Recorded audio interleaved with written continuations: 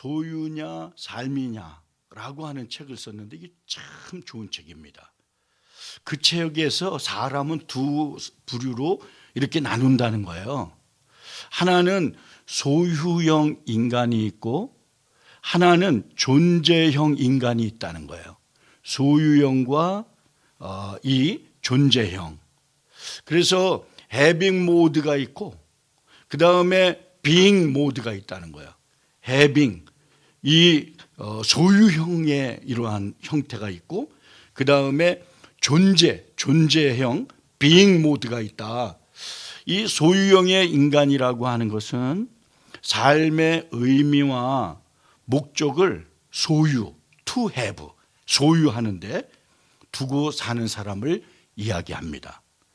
존재형의 인간이란 삶의 의미와 목적을 to be, 존재하는 거에 두고 사는 사람이다라고 하는 것입니다. 삶의 의미와 목적이 어디를 향하느냐에 따라서 이 현상에 따라서 움직이는 사람이냐 아니면 본질을 따라서 움직이는 사람이냐 하는 것을 이렇게 아주 선명하게 나눠놨습니다. 자, 이거를 한번 이제 우리가 가져와서 이제 성경식으로 이제 복음으로 어떻게 이걸 어프로치해 들어가는가 이걸 좀 잠깐 여러분과 나누려고 합니다. 하나님이 어느 날 사탄이 와서 이렇게 토크하게 돼요. 그런데 욥을 하나님이 자랑합니다. 불현듯 세상에서 욥과 같은 사람이 없어 이렇게 자랑을 하셨어요. 그렇게 하니까 사탄이 욥을 깎아내립니다. 욥이 그냥 하나님을 섬기는 게 아니라 욥이 가진 게 많아서 부자여서 그래서 하나님 자체를 좋아하는 것이 아니라 그런 게 아니라 자기가 가진 게 많아서 거꾸로 하나님을 좋아한다. 이렇게 이 소유형의 인간이다. 쉽게 말하면 그렇게 사탄이 어프로치에 들어왔습니다. 그랬더니 하나님께서는 그렇지 않다. 이렇게 부인하시면서 욥이 부자인 건 사실이다. 그런데 욥이 하나님을 사랑하는 것은 가진 것 때문에 사랑한 것이 아니라 그냥 존재해서 그 믿음으로 사랑하는 것이다. 이렇게 이야기합니다. 쉽게 말하면 욥은 소유형의 사람이 아니라 존재형의 사람이다라고 하는 것입니다. 욥이 가진 거가 있어서 남보다 탁월하기 때문에 그러한 가진 걸 갖고 사랑하는 게 아니라 믿음을 가지고 이렇게 사랑하는 거다. 이렇게 이야기한 것입니다. 이제는 이렇게 언쟁을 했던 그러한 이 마귀가 하나님께 이렇게 질문합니다. 그러면 한번 시험해 봤으면 좋겠습니다. 이렇게 이야기합니다. 그가 진짜 소유형의 사람인지 아니면은 그가 진짜 존재형의 사람인지를 정말로 믿음 있는 사람인지를 이렇게 시험해 봅시다. 이렇게 이야기했습니다. 그렇게 하라고 했습니다. 이제 욥이 사탄의 말대로 분명하게 소유형의 가진 것에 의해서 인간이 존재한다. 그 사람이 존재한다. 믿음이 존재한다. 그러면 소유가 무너지면 그 무너집니다. 자기 환경에 의해서 믿음이 흔들린다. 이겁니다. 그런데 이렇게 해서 그 중심에 그 삶에 있었던 모든 것을 다 소유가 무너지기 시작합니다.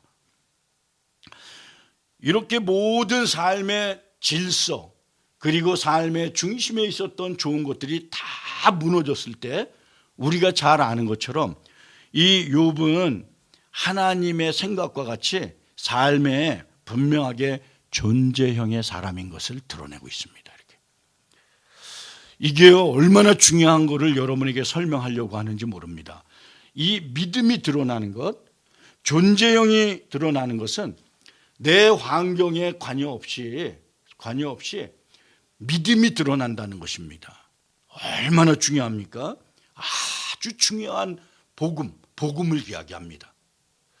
이 복음은요, 전부 우리 삶을 다스릴 수 있는 힘입니다. 그때 고백한 것이 어마어마한 축복의 말을 정말 아름답고 이 세상에서 가장 귀한 이 간증을 하는 걸 보게 돼요.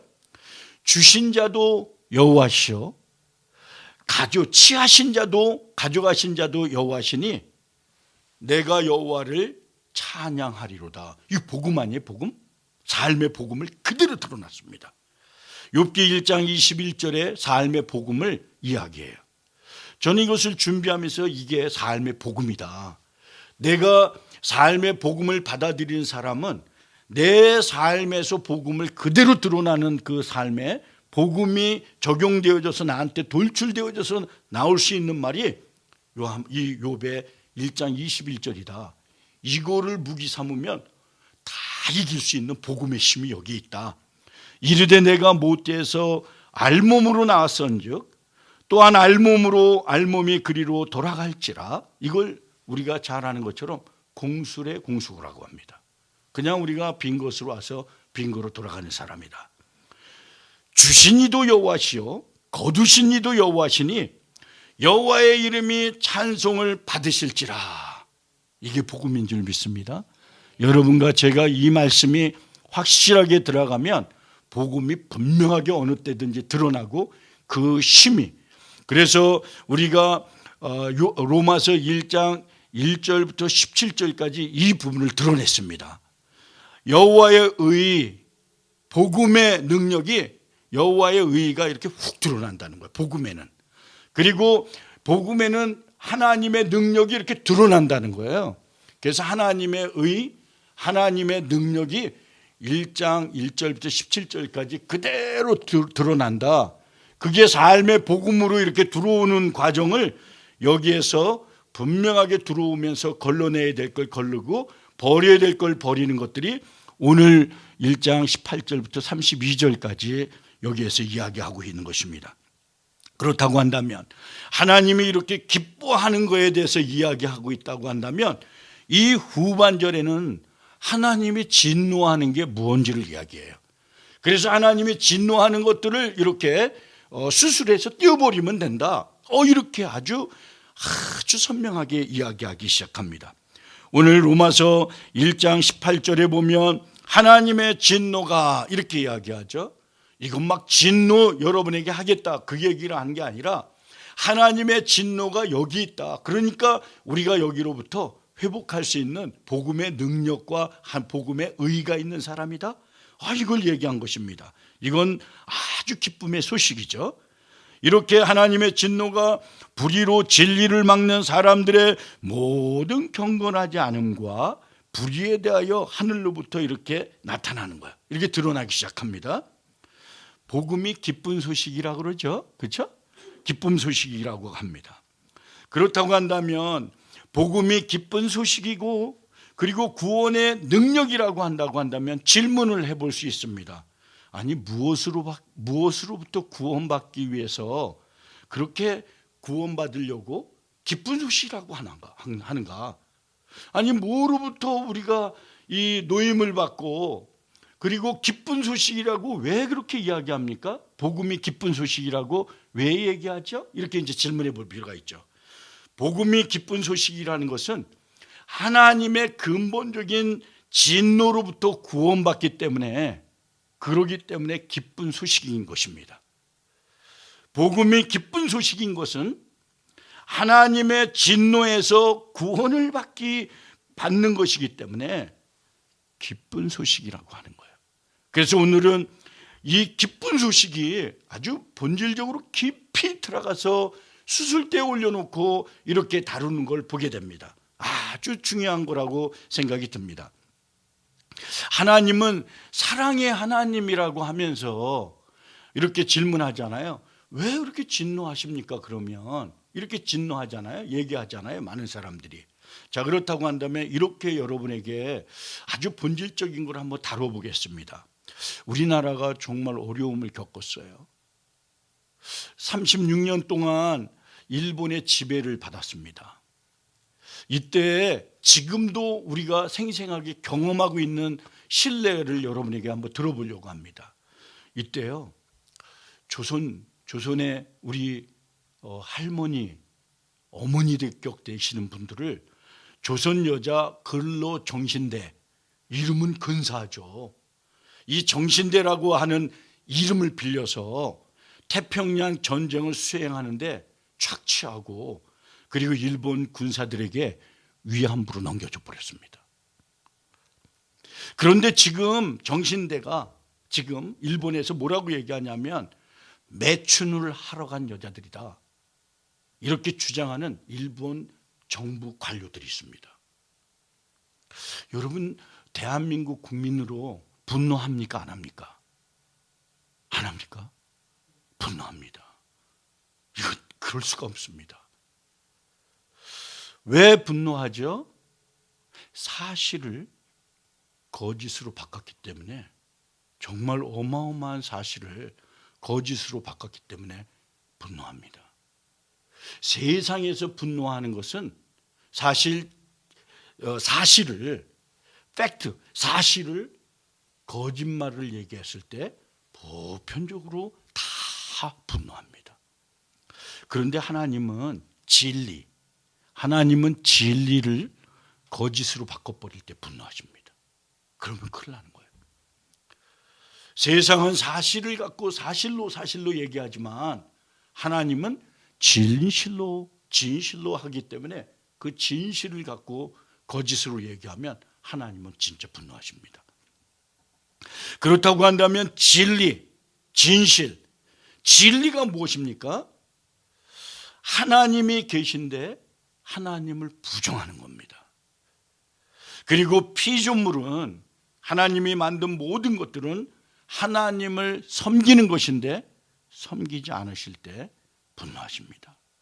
요약하자면 진리라고 하는 것은 하나님이 계시며 하나님이 만든 모든 피조물은 하나님만을 섬기는 것이다. 이게 진리입니다. 대명제예요. 이게 중요한 진리입니다.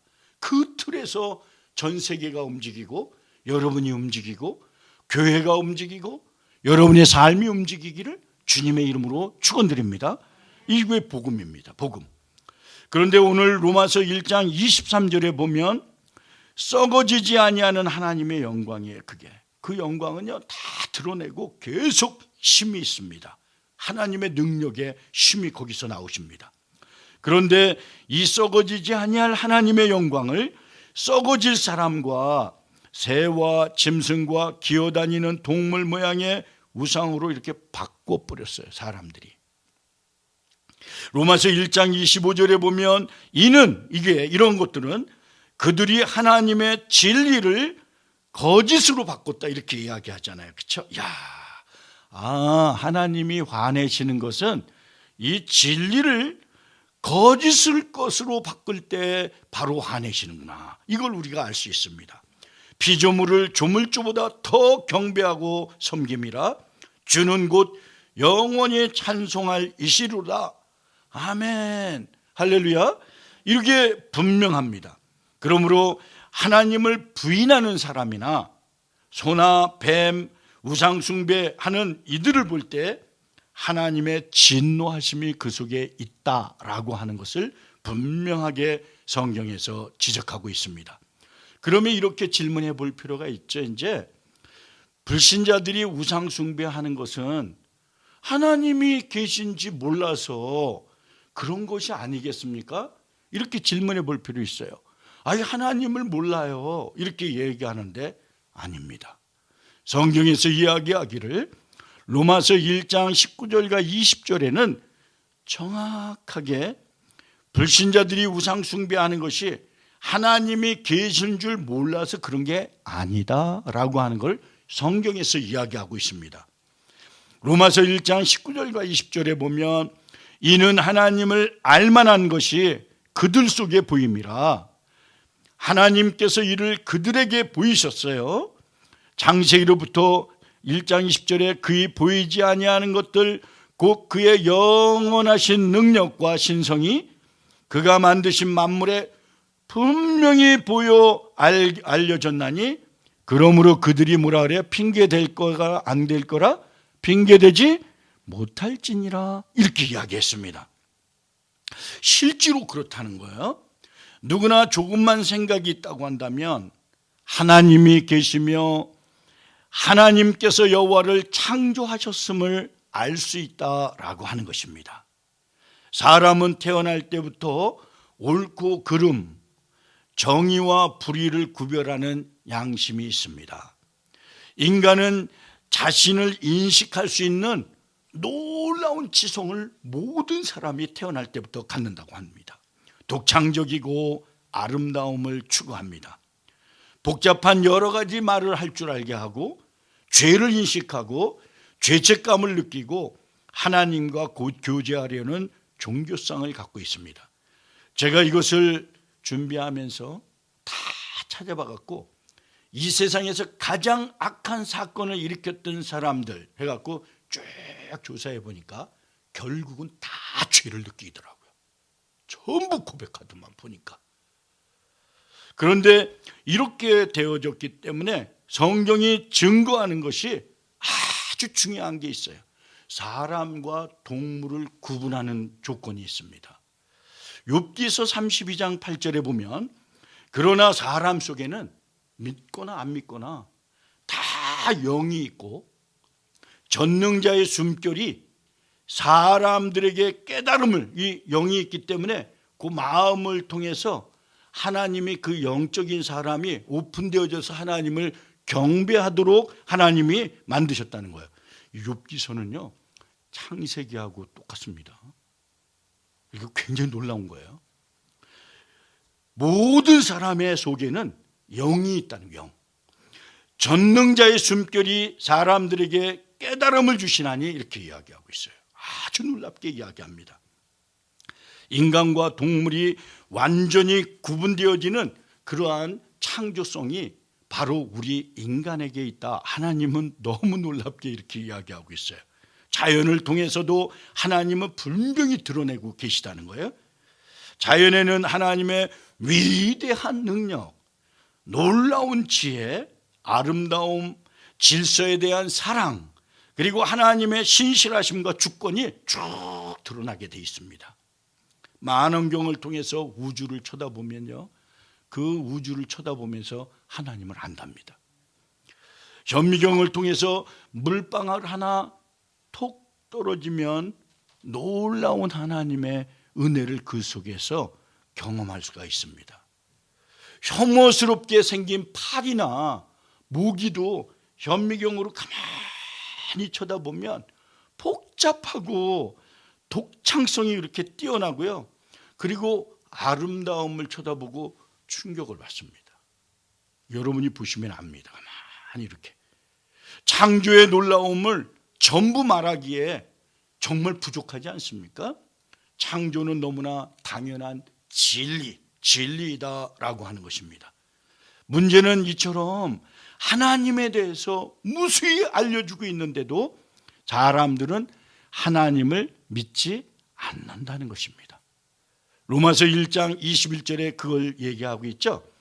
하나님을 알되 하나님을 영화롭게도 아니하며 감사하지도 아니하고 오히려 그 생각이 어떻다고 그래요? 허망하여지며 미련한 마음이 어두워졌다 이렇게 얘기합니다. 마음은 총명한 마음과 미련한 마음으로 나눠집니다. 하나님을 믿는 사람은 총명한 마음이라고 얘기하고 있고 하나님을 믿지 않는 마음은 미련한 마음이다 이렇게 이야기합니다. 한마디로 이렇게 표현하면 의도적 배신이 사람에게 도사리고 있다는 거예요. 이게 얘기입니다. 의도적 배신이 사람에게 있기 때문에 그렇다는 거죠. 이것이 바로 의도적 배신, 이게 하나님을 진노하게 만드는 무서운 죄라는 거예요. 이렇게 얘기했어요. 이게 여기에 한 가지 얻어냅니다. 우리는 지금까지 여기까지 쭉 다루면서 하나님의 1장 1절부터 17절까지는 의가 드러나고 하나님의 능력이 드러나는 것입니다. 아멘. 복음에는. 그리고 복음의 또 하나는 의도적인 배신이 하나님과 멀어지게 만든다라고 하는 것을 우리가 또 하나 배울 수가 있습니다. 로마서에서. 제가 이걸 준비하면서 막 그 부분에 한 가지씩 분명하게 드러나는 게 뭘까? 기도하고 또 보고 어제는 제가 이 농사꾼으로 전업해 갖고 하루 종일 보냈기 때문에 이걸 묵상하는데 아주 성가셨어요. 그래서 오늘 이 농업이 이제 중단되고 그리고 몸을 보강시키고 그리고 난 다음에 성경을 그냥 깊이 쳐다보면서 또 하나님 이제 전업으로 다시 돌아왔습니다. 본업으로 이 본업의 이러한 이 삶을 다시 집중해서 들어와서 이렇게 보려고 합니다. 이렇게 이제 해서 보니까 이 의도적 배신이 있어요. 나는 이걸 보고요 얼마나 감사했는지 몰라요. 이거구나. 하나님을 진노하게 만드는 건 의도적 배신이라는 거예요. 이렇게 이게 사람에게 있다는 거예요. 다. 출애굽기 32장 24절을 한번 나눴거든요. 제가 이번 주 새벽에 나눴는데 내가 그들에게 이르기를 금이 있는 자는 빼내라 한즉 그들이 그것을 내게로 가져왔거든 내가 불에 던졌더니 금송아지가 툭 튀어나왔습니다. 재밌기도 하고 희한한 말을 아론이 한다. 이 의도적 배신을 했다는 것을 탁 하고 얘기합니다. 하나님을 정직하게 연구해 봤더니 어떤 사람이 그래요. 하나님을 진짜 정직하게 연구했는데 하나님이 안 계시다는 것을 깨닫고 하나님을 부인하는 것이 아니다라는 거예요. 하나님을 부인하려는 의지를 의도적으로 갖고 그 사람이 있었다는 거예요. 그래서 안 보여졌다는 거죠.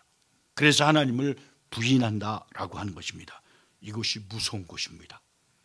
하나님을 대적하는 것이기 때문에 그렇습니다. 무신자들이 돈이 있는 그룹이 무신자들이 모여서요 영국에 지나가는 버스에게다가 큰 프랭카드를 하나 걸었습니다. 그 프랭카드를 많이 돈 주고 사갖고 많은 돈을 이 버스에다 주고요 그걸 걸었어요. 그 걸은 현수막을 여러분에게 한번 읽어드려 보겠습니다. 영국 런던에서 있었던 일인데 하나님은 안 계시니 염려하지 말고 당신의 인생을 즐기십시오. 이게 표였습니다. 무섭지 않습니까? 그래서 이렇게 조금 여러분에게 한번 상의를 한번 이렇게 얘기해 보려고 합니다. 좀 이상하다. 왜 하나님 때문에 삶을 이 사람들이 못 즐기고 있나? 이렇게 질문해 봤습니다. 거꾸로. 그리고 그 손녀한테 그 얘기를 할 수 있는가? 그렇다고 한다면 그 즐거움이 무슨 도대체 즐거움이라고 하는 것을 이야기 나누는 걸까? 도대체 아니 하나님이 안 계시니 염려하지 말고 당신의 인생을 즐기십시오. 그러면 그 즐거움을 무슨 즐거움이라고 이 사람들은 생각하고 거기 문구에다 썼는가 궁금하지 않습니까? 의도적인 배신이 그 속에 있었다는 것입니다. 일본 정부가 이 2차 세계대전 때 그분들을 정신대로 이렇게 끌고 가서 위안부로 삼은 걸 모르는 게 아닙니다. 다 알고 있습니다. 가진 증거가 그걸 이야기하고 있습니다. 국익을 생각하거나 아니면 정치적인 계산을 주판을 떼어보니까 부인하는 것입니다. 의도적입니다. 여러분 북한 당국이 체제가 우월하다고 막 광고합니다. 그렇죠? 막 광고를 우월하는데 꽁꽁 싸매고 그 세계적으로 유명하다는 우월하는 그 공산 체계를 폐쇄적으로 사용합니까? 아닙니다. 압니다. 거기에 어마어마한 폐쇄적인 거에 망가진 걸 그들이 알고 있어요. 핵심 권력자들은 다 알고 있습니다. 논리적인 건 다 알고 있어요. 정권을 유지하는 목적을 거짓을 선택하고 끝까지 의도적으로 그렇게 몰고 가는 것입니다. 우리가 믿을 수 없는 것들 정말로 가만히 보면 우리가 보이는 것조차도 악한 의도성이 있으면 이렇게 삐뚤어지는 것입니다. 진실을 진실대로 말하지 않는 것이죠. 그렇죠? 이 부분이 사탄이 개입하고 있다는 것입니다. 그러니까 오늘 목사님이 의도적인 이러한 결단, 이 의도적인 배신, 이것이 문제가 된다고 이렇게 첫 번째 얘기하고 있는데, 이걸 표현한다고 한다면, 이익이 된다고 한다면 거짓말을 해버리는 것입니다. 알고도 죄를 짓는 게 그겁니다. 바로 이익이 된다고 한다면 거짓을 하는 것. 그렇다고 한다면 분명히 우리는 to-be, 존재성에 있는 사람은 아는데 환경에 지배 안 맞는 것입니다. 그런데 to have, 여기에 초점을 맞추면 복음이 삐뚤어지기 때문에 환경이 흔들려되면 막 흔들려되는 것입니다. 우리 교회는 그런 사람 한 명도 없기를 주님의 이름으로 축원드립니다. 이 알고도 죄는 어떤 걸 갖고 있냐면, 이 죄의 속성은 어떠냐면, 죄의 속성을 갖고 있는데 이게 중독성을 갖고 있게 합니다. 그게 문제라는 거예요. 중독이 되어지면 마음이 거기에 확 쏠려 버려 갖고 안 하면은 직성이 안 풀립니다. 이 중독이 그런 거예요. 마음을 깊이 어떻게 한번 대하다가 보면 막 후회하다가 그 마음이 푹 하고 무너집니다. 이게 문제라는 거예요. 여러분에게 이거 아주 중요한 걸 한번 퀘스천하고 한번 바꿔보려고 합니다. 인기 작가예요. 이분이 김홍신 씨인데, 김홍신. 이분의 작품이 뭐 풍객, 인간시장, 이분이 쓴 게 거의 내가 세보니까 270개의 작품이 넘어가더라고요. 굉장한 사람입니다. 이분이 국회의원도 했고. 김홍신 씨, 이분이 담배를 무지 피는, 한국에 가장 담배를 많이 피는 사람 중에 하나였어요. 하나를 얘기해 보려고 합니다. 그런데 이분은 그렇게 자랑스럽게 얘기했어요. 나는 죽을 때, 숨 거둘 때 담배를 물고 죽는다 그랬어요. 이렇게 표현을 했어요. 이분이. 그런데 이분 스승이 이분하고 토크하다 이렇게 얘기했습니다. 쥐는 쥐약인 줄 알면 먹지 않는데 사람은 쥐약인 줄 알면서도 먹는다. 이렇게 얘기했어요. 명언이죠. 한번 따라해 봅시다. 이거는 나는 이게 명언이어 갖고 너무 좋더라고. 막 이거 복음 같아, 느낌에 꼭 이게. 그래서 복음이라는 게 아니라 복음 같다고 얘기한 거예요. 제가 한번 따라해 봅시다. 쥐는 쥐약인 줄 알면 안 먹는데 사람은 쥐약인 줄 알면서 먹는다. 이게 이날 충격을 받았어요. 이분이, 스승님이 얘기해서. 죽는 날에, 죽을 때, 꼴깍할 때 담배 피면서 담배는 영원한 내 친구요, 이러고 죽으려고 했던 이 사람이 그날 이렇게 생각했습니다. 세상을 끌고 가도 시원치 않은데, 세상을 끌고 가도 시원치 않은 내가 담배에 끌려다니면서 살았구나. 이렇게 얘기했어요. 이분이 간증을 한 거예요. 어떻게 보면 우리식으로 표현하자면 저는 이렇게 얘기해 봤습니다. 세상을 여러분이 끌고 가기도 시원찮은데, 이게 시간도 없는데 죄에 끌려다니면서 살 수 있을까? 세상을 뒤집어놔도 시원찮을 여러분의 능력을 하나님이 복음의 의와 능력을 쏟아 부었는데 핑계, 이리 끌려다니고 저리 끌려다닐 수 있는가? 이게 복음 아니에요, 그건? 난 이렇게 생각하더라고. 37년 6개월간 끊임없이 담배를 펴대고 즐겼던 김홍신 씨는 그걸 끊었습니다. 담배를 끊었다는 말이 지인들에게 참 독한 놈이네, 이 말을 들었대요. 참 독한 놈이네.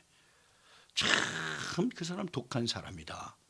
그런데 거기에 대한 대답을 분명히 했더만, 독국물을 삼키는 사람이 독한 사람이지 어찌 버린 사람이 독한가? 이렇게 얘기했습니다. 복음이에요. 지금 보니까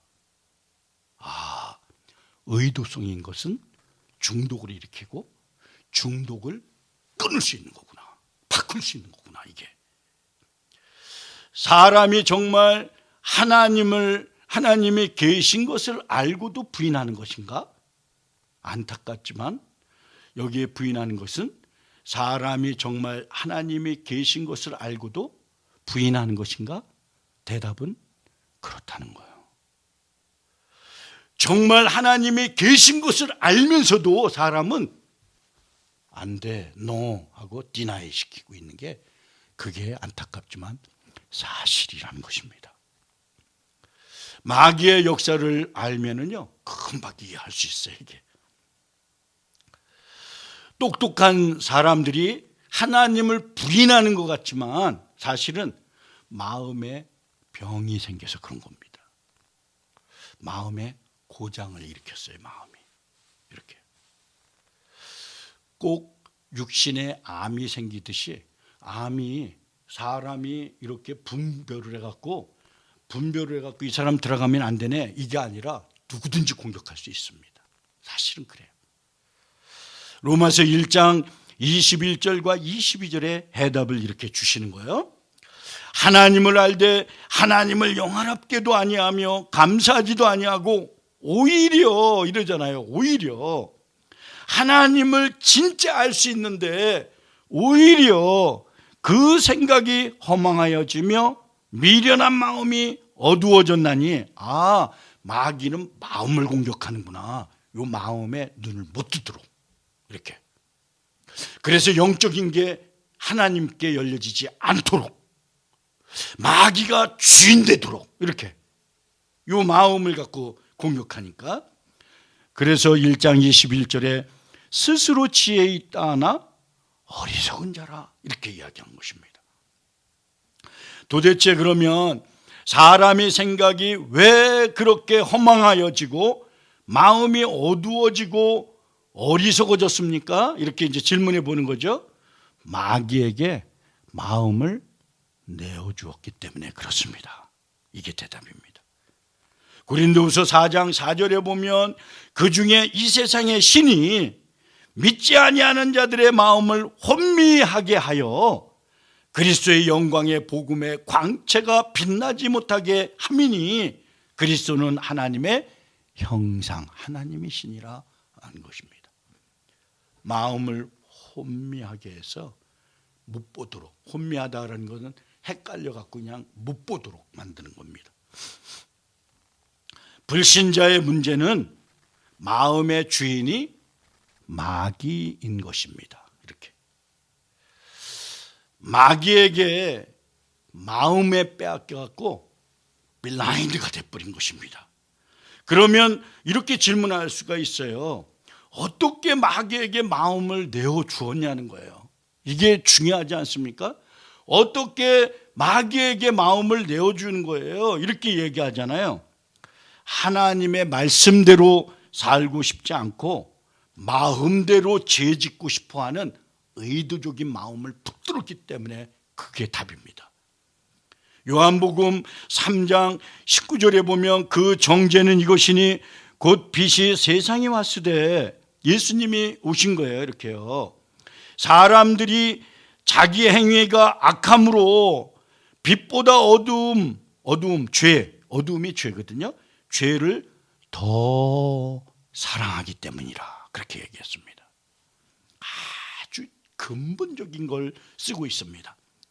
요한복음 3장 20절에도 악을 행하는 자마다 빛을 미워함으로, 이렇게 악을 행하는, 그러한 근본적으로 행하는 의도가 있는 사람들은 빛을, 예수님을 싫어한다는 거예요. 빛으로 오지 아니하나니 이는 그 행위가 드러날까 봐, 이렇게 드러날까 봐 감추고 싶은 게 있다 이겁니다. 이것이 하나님을 믿는 로마 교인들과 또 우리에게도 적용해 볼 필요가 있다는 것입니다. 그렇기 때문에 우리가 깨어서 정신 차리고 살라고 얘기하잖아요. 때가 뭐라 그래요? 악하다 이렇게 얘기합니다. 참 악해요. 마음만 조금만 흔들리면 툭 집어갑니다. 아나니아와 삽비라가 있잖아요. 그렇죠? 땅을 팔아서 하나님께 드리기로 이렇게 작정을 했습니다. 그런데 이 팔고 나니까 돈을 만져보니까 이게 아까운 생각이 들었어요. 보니까. 그래서 일부분을 감추고 그거에 헌금에 다라고 이야기했습니다. 오리발을 내미는 것입니다. 여러분, 이게 희한하죠. 이 오리발이 우한 코로나에 다 없어졌습니다. 이게 다 집으로 다 들어가 버렸어요. 가만히 생각해 보면 우리에게도 얼마든지 이 생각이 막 들어갈 수 있다는 거예요. 이렇게 이런 일이 생길 때마다 우리가 이러한 것들이 생길 때마다 영적 역사가 얼마나 허물어진다라고 하는 것을 성경에서 그 심각성을 드러내고 싶었던 것입니다. 베드로가 아나니아에게 책망을 하는 걸 통해 갖고 심각한 영적인 일이 얼마만큼 벌어지는가 하는 것들을 우리가 영적인 증상을 이렇게 진단하고 그리고 생각하고 그리고 우리가 적용해 볼 수가 있다는 것이죠. 사도행전 5장 3절에 보면 베드로가 이르되 아나니아야 그렇게 이야기하잖아요. 참 좋아했던 것 같아요. 어찌하여 사탄이 내 마음에 가득하여 그렇게 얘기했어요. 사탄이 받아들였다는 거예요. 사탄이 주는 마음을 심각하다는 거지. 지금 내가 성령을 속이고 땅값 얼마를 감췄느냐. 땅이 그대로 있을 때 내 땅이 아니며 반 위에도 내 마음대로 할 수가 없었더냐. 어찌하여 이 일을 내 마음에 두었느냐 이거예요. 너무 중요한 걸 얘기하고 있죠. 지금 사탄이 내 마음이 가득하도록 내버려 둬갖고 그게 왜 역사하도록 내버려 뒀냐 그걸 얘기한 거야. 그 마음에 이렇게 딱 이 세팅이 되도록 만들었냐. 내 마음에 붙들고 그렇게 살았느냐 이렇게. 사람에게 거짓말한 것이 아니요 하나님께로부터 이렇게 했다 이렇게 이야기합니다. 얼마나 심각하게 일어났는지 몰라요. 이게요. 사탄이 마음을 도둑질하도록 그냥 방치하지 말라라고 하는 것입니다. 이거 얼마나 감사해요. 사탄이 마음을 도둑질하도록 방치하면 큰일 나는 거구나. 여러분 저 한번 따라해 봅시다. 내 마음은 절대로 사탄이 도둑질하지 않기를 주여 축복합니다. 예, 그게 진짜로 큰 축복이에요. 인생을 살면서 사탄이 도둑질하니까 사탄에게 마음을 빼앗겨 버린 것입니다. 하나님을 믿는 사람도 마귀에게 마음을 빼앗기면 하나님이 안 보입니다. 우리는 그렇게 적용해 들어가 보면 참 좋습니다. 그러면 알고 죄를 짓는다는 것입니다. 그렇다고 한다면 여러분과 제가 알고도 죄를 짓는 것이 없는가? 그걸 깊이 생각해 보면 참 축복이 됩니다. 우리가 죄를 짓는 대부분은 알고 죄를 짓는 것이라는 것이죠. 알고도 죄를 지으면 시급히 깨달으라고 이렇게 이야기하는 것입니다. 입으로 예수님을 주여 주여 이렇게 부르지만 실제로 죄의 종노릇을 할 수 있다라고 하는 것입니다. 그래서 마태복음 7장 21절에는 나더러 주여 주여 하는 자마다 다 천국에 들어갈 것이 아니요 다만 하늘에 계신 내 아버지의 뜻대로 행하는 자라야 들어가리라. 자, 이걸 하루를 적용해 보겠습니다. 내가 오늘 주여 주여 할 줄 모르나 그러나 하나님의 품에 안기지 아니하도록 하는 것이 어떤 것이 있는가 이거를 한번 생각해 볼 필요가 있는 것입니다. 입으로 주여 주여 부르면서 마음과 행동이 하나님의 종이 되어져야 된다라고 하는 것입니다. 죄의 종노릇을 하면 큰일 난다라고 하는 것입니다. 우리가 주 예수님을 믿는다는 것은 다시는 죄의 종노릇하지 않으려고 함인데 이 어찌 큰 일이 우리에게 벌어지게 만들었느냐 이 말입니다. 저는 이것을 이렇게 하다가 한 사람이 자기 본국을 위해서 일을 하는데 일을 해야지 되는 사람인데 굉장히 중요한 기밀을 다루는 사람이에요. 그런데 그 기밀을 싹 빼다가 적국에다가 넘기는 걸 뭐라 그러죠? 스파이라고 합니다. 그 나라 망가뜨려요. 여러분이 죄는 스파이구나. 저가 이거 묵상하다가 그 묵상을 주시더라고요, 하나님이. 죄는 스파이다. 스파이가 아니라 스파이. 이게 내 마음에 하나님의 축복을 있는 것들을 다 알고 있잖아요, 우리가. 그런데 진짜 중요한 사람들의 그 마음에 있는 것들을 이 스파이가, 이 마귀가 쏙 빼갖고 마귀한테 다 넘겨갖고 이게 확 넘어가도록 만들 수 있다라고 하는 것입니다. 그래서 깨어 있어야 됩니다. 로마서 6장 6절에 보면 우리가 알거니와 우리의 옛사람이 예수와 함께 십자가에 못 박힌 것은 죄의 몸이 죽고 다시는 우리가 죄의 종로로 하지 아니려 하려 한다고 하는 거예요. 6장 7절에 보면 이는 죽은 자가 죄에서 벗어나 의롭다 하심을 얻었음이니라. 할렐루야. 이걸 우리 선포하면 막 기쁩니다. 우리 마음을 방치하고 살면 큰일 난다는 것입니다. 그걸 조금만 방치하면요, 그냥 여지없이 틈만 생기면 마귀가 공격합니다. 로마서 6장 16절에도 너희 자신을 종에게 종으로 내주어 누구에게 순종하든지 그 순종함을 받는 자의 종이 되는 줄 너희가 알지 못하느냐. 혹은 죄의 종으로 사망에 이르고 혹은 순종의 종으로 의에 이르느니라. 이거 믿는 사람한테 얘기한 거예요, 이 부분요. 이 세상은요 사실 철저히 망가진 시스템을 갖고 있습니다. 조심해야 돼요. 그래서 세상이 침몰 중이라는 걸 여러분이 아십니까? 침몰 중. 두려운 것은 하나님을 부인하는 자들이요, 이 세상에 어마어마한 세력을 뻗치고 있다는 사실입니다. 이게 중요한 거예요. 그런 사람들은 로마서 1장 32절에 그들이 같은 일을 행하는 자는 사형에 해당한다고 하나님의 정하심을 알고 있어요. 이렇게 자기들만 행할 뿐 아니라 또한 그런 일을 행하는 자들을 옳다 하느니라, 이렇게 얘기합니다. 이거를 포스트 모더니즘 시대라고 그래요. 우리가 지금 포스트 모더니즘 시대에 살아가는 건 절대 가치를 인정하지 않습니다. 무신론이 상식이고요, 그리고 무신론이 교양입니다. 교양, 상식과 교양을 점령하고 있습니다. 이렇게 인류 역사상 이렇게 무신론이 세상에 퍼진 적이 없었어요. 이렇게 퍼진 적이 있었습니까? 제가 있었다고 하면 다 비교해 보면 창세기 11장의 바벨탑 사건 때 그랬던 것 같아요. 제가 그냥 생각한 것. 그런데 인류 역사상 이렇게 무신론이 깊이 뿌리를 내린 적이 없었던 것 같아요.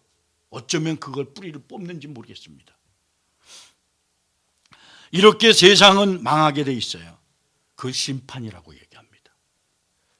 지금은 마귀가 마음에 독을 뿌리는 시대예요. 독을. 이렇게요.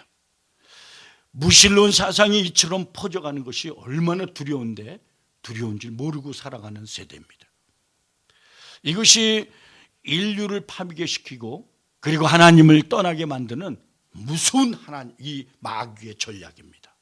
이 포스트 모더니즘 세대에 그렇습니다. 무엇보다도 하나님을 부인하게 만드는 거예요. 이렇게 헌신하지 못하게 만드는 거예요. 이렇게. 그리고 그 다음에 헌신하지 못하게 딱 만든 다음에 공략하는 거죠. 그러면 공략할 때 여러분은 그냥 시시한 사람 공략합니까? 중요한 사람을 공격하지. 그렇죠? 그러니까 지금 혹시 이걸 여러분이 듣고 있는 사람이 중요한데 공격받고 있으면 빨리 웨이크아웃해야 됩니다. 큰일 납니다, 이거는.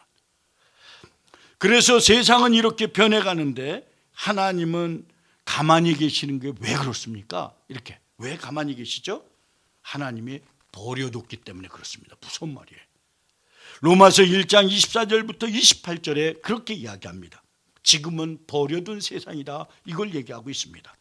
그러므로 하나님이 1장 24절에 그들의 마음에 정욕대로 더러움에 내버려 두사 그들의 몸을 서로 욕되게 하게 하셨으니 이는 그들이 하나님의 진리를 거짓 것으로 바꾸어 피조물을 주물 주보다 더 경배하고 섬김이라. 주는 곧 영원히 찬송할 이시로다. 아멘. 26절에 이 때문에 하나님께서 그들을 부끄러운 욕심에 내버려 두셨으니 곧 그들의 여자들도 순리대로 쓸 것을 바꾸어 영리로 쓰며 그와 같이 남자들도 순리대로 여자 쓰기를 버리고 서로 향하여 음욕이 부릴 듯하며 남자가 남자를 더불어 부끄러운 일을 행하며 그들의 그릇 때문에 상당한 보응을 그들이 자신이 받아내니라. 또한 그들이 마음에 하나님 두기를 싫어하며 하나님께서 그들을 그 상실한 마음대로 내버려 두사 합당하지 못한 일을 하게 하셨으니 내버려 뒀다는 거야. 이렇게 사람이 타락한 극단적인 부분이 이렇게 열매로 나타나는 것을 하나님이 하지 말라고 하는 게 드러나는 건 성적인 타락입니다. 동성애예요. 동성애. 지금 동성애가요 아주 말 못합니다. 이런 적이 없었어요. 성적인 타락, 동성애, 결국 마음의 정욕대로 하나님이 내버려뒀다, 버렸다 이렇게 이야기합니다. 하나님의 다스림을 부인정하는 거라는 거. 그게 성적 취향이 아닙니다. 그게 무슨 성적 취향입니까? 말도 안 되는 것이 그럽니까? 그런 얘기를 합니다. 그러면 어린아이가 성적 행위를 한다고 하더라도 동물과 어린아이가 자기 자녀가 동물하고 이렇게 성적 성행위를 한다고 하더라도 그게 취향이라고 내버려 둘 겁니까? 이것은 저것은 되고 이것은 안 되는 건 뭡니까? 분명한 건 안 되는 건 안 되는 거구나. 하나님이 그게 드러나는 거구나. 로마서 1장 19절 29절부터 31절에 보면 곧 모든 불의 또 하나님을 부인하는 게 추악, 탐욕, 악의가 가득한 자요, 시기, 살인, 분쟁, 사기, 악독이 가득한 자요, 수근수근한 자요, 비방하는 자요, 하나님께서 미워하시는 자요, 능욕하는 자요, 교만한 자요, 자랑하는 자요, 악을 도모하는 자요, 부모를 거역하는 자요, 우매한 자요, 배역하는 자요, 무정한 자요, 무자비한 자라. 저는 이것을 읽다가 아주 그냥 아연질색하게 나도 관계 있네? 그렇게 저도 한번 봤습니다. 하나님께서 사람이 이렇게 살지 못하게 막으시지 왜 이렇게 내버려 두시느냐? 28절에 이야기하고 있는 거예요. 28절에 또한 그들이 마음에 하나님 두기를 싫어하며 그래서 그랬다는 거예요. 자기들이 그러고 있다는 거예요. 이렇게. 저는 그렇다고 한다면 너무나 중요한 게 있구나. 하나님이 마음대로 못하시는 것이 딱 하나 적정하고 해주셨어요. 우리한테 축복을. 우리의 마음을 자유롭게 우리에게 허락하셨어요. 이렇게 관리하도록. 그걸 하나님 앞에 두라는 것입니다. 마귀에게 두지 말라는 것입니다. 마음에 마귀가 주는 생각을 품지 말라는 것입니다. 오늘 하나님이 그렇다고 한다면 내버려 둘 수밖에 없다는 것입니다. 예수님이 가룟 유다에게 여러 번 간섭하시잖아요. 끝내 제 길을 가자. 내가 하고자 하는 대로 하라. 그리고 내버려 두셨습니다. 이렇게. 가룟 유다가 마음을 사탄에게 주었기 때문에 그렇습니다. 그래서 요한복음 13장 2절에 마귀가 벌써 시몬의 아들 가룟 유다의 마음에 예수를 팔려는 생각을 넣었더라. 하나님을 믿는 우리도 마음을 잘 지키고 중요하다는 것을 이렇게 명심해야 되는 거구나. 입으로 하나님을 믿는다고 하면서 행동으로 부인하지 않도록 해야 되겠구나. 디도서 1장 15절과 16절에 보면 깨끗하게 된 자들, 깨끗한 자들은 모든 것이 깨끗하나 더럽고 믿지 아니하는 자들에게는 아무것도 깨끗한 것이 없고 오직 그들의 마음과 양심이 더러워졌다는 거예요. 이렇게. 그들이 하나님을 시인하나 행위로는 부인하니 가증한 자요 복종하지 아니한 자요 모든 선한 일을 버린 자니라 이렇게 이야기했습니다. 마음을 지키지 못하면 큰일 난다는 걸 이야기하는 거죠. 그래서 로마서 잠언 4장 23절 잠언 4장 23절에 무릇 지킬 만한 것 중에 더욱 내 마음을 지키라. 마음을 지키라. 생명의 근원이 이에서 남이니라 그러잖아요. 이에서 납니다. 이 마음을 하나님께 둬라 이렇게 이야기합니다. 오늘 하나님께서 1장 29절에 보면 곧 모든 불의, 추악, 탐욕, 악의가 가득한 자요, 시기, 살인, 분쟁, 사기, 약속이 악독이 가득한 자요, 수근수근한 자요. 전 이것을 보다가 이렇게 얘기하다가 그냥 가만히 이렇게 생각해 봤습니다.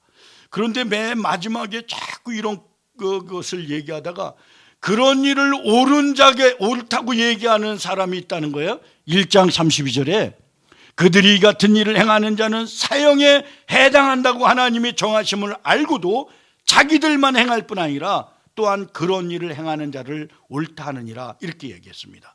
그 중에 하나만 나하고 관계 있는 것을 예를 들면 뽑아보면 좋습니다. 예를 들면 수근수근한다 이렇게 얘기합시다. 그런데 수근수근은 한 명이 하는 걸까요? 두 명이 하는 걸까요? 한 명의 다대로 합니다. 한 명의 손이 마주쳐야지 여기서 수근수근 나옵니다. 그렇죠? 혼자 수근수근 하지는 않아요. 그렇지 않습니다. 그런데 이렇게 여기에서 듣고 맞아 하는 사람도 사형에 해당한다는 거.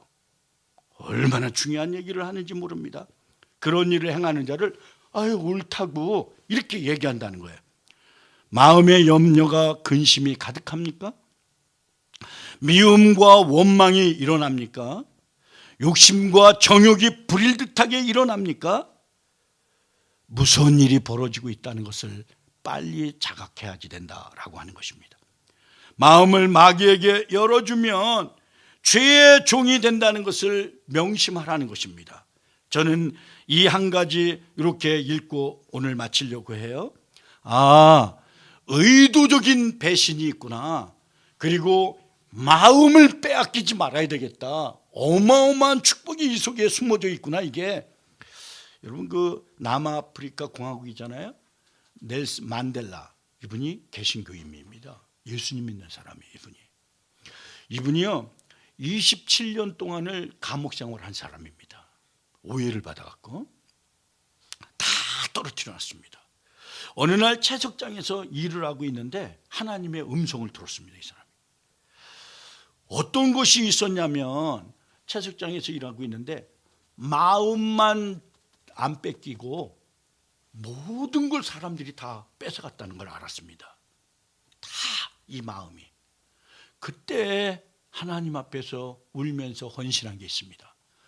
하나님, 내가 다 빼앗겼는데 이 마음은 하나님께만 연결되게 하여 주옵소서. 절대로 빼앗기지 않겠습니다. 이렇게 얘기했습니다. 이게 이 사람을 살렸습니다. 그리고 나중에 대통령이 되어졌을 때, 그 국가 지도자가 됐을 때 하나님께 쳐다봤던 그 마음을 쳐다보고 모든 증오는 다 버렸습니다. 그리고 용서해 줬습니다. 그래서 회복이 됐습니다. 이겁니다. 마음을 지킬 수 있구나. 오늘 저와 여러분이 오늘 하나님이 우리에게 주시는 마음은 요한복음 15장 11절에 내가 이것을 너희에게 이름은 내 기쁨이 너희 안에 있어 너희 기쁨을 충만하게 하려 함이니라. 이 복음의 역사가 충만한 기쁨의 역사가 오늘 로마서 1장 18절부터 32절까지 보는 이러한 하나님의 은혜 속에 하나님의 능력으로 이 의도적인 이 마음을 배신을 탁 하고 버리고 우리 마음이 하나님께 집중하도록 여러분이 하시는 그 축복이 그 마음의 축복에 하나님께 향하는 축복이 저와 여러분에게 있기를 주님의 이름으로 축원드립니다. 아멘. 기도하겠습니다. 야, 복음은 너무나 명확한 거구나. 마음이 하나님을 믿는 것이고 하나님께서 나와 함께함을 믿습니다. 하나님은 진정 살아계십니다. 하나님을 위해서 내가 살기로 헌신합니다. 이것이 복음인 줄 믿습니다. 아버지 하나님, 우리 마음이 다른 데로 빼앗기는 것은 심각한 증상을 일으키는 그러한 하나님의 경고 메시지구나. 그래서 그린라이트가 있으면 레드라이트가 그래서 있는 거구나. 그래서 오늘은 로마서를 할부를 다룰 때 보면 그린라이트가 어떤 것인지, 그리고 레드라이트가 어떤 것인지, 그거를 내가 인생에 알려고 하는 축복을 주신 거구나. 그래서 하나님께서 우리 마음을, 생명의 근원이 여기에서 난다고 얘기했사오니 마음을 예배에 두게 하여 주옵소서, 가정에 두게 하여 주옵소서, 하나님의 은총 가운데 두게 하여 주옵소서, 성령에게 강력하게 마음을 내어놓게 하여 주시옵소서. 이제는 예수 그리스도의 보혈의 내와 아버지 하나님의 극진하신 사랑과 성령님의 감화교통 내주 위로 역사하심이 아버지 하나님, 이곳에서 예배드리는 귀한 당신의 종들 위에, 그리고 인터넷으로 예배드리는 귀한 하나님의 사람들 위에 지금으로부터 영원히 함께 하시기를 예수 그리스도의 이름으로 축원드리옵나이다. 아멘. 아멘. 주 안에서 사랑합니다. 주 안에서 사랑합니다.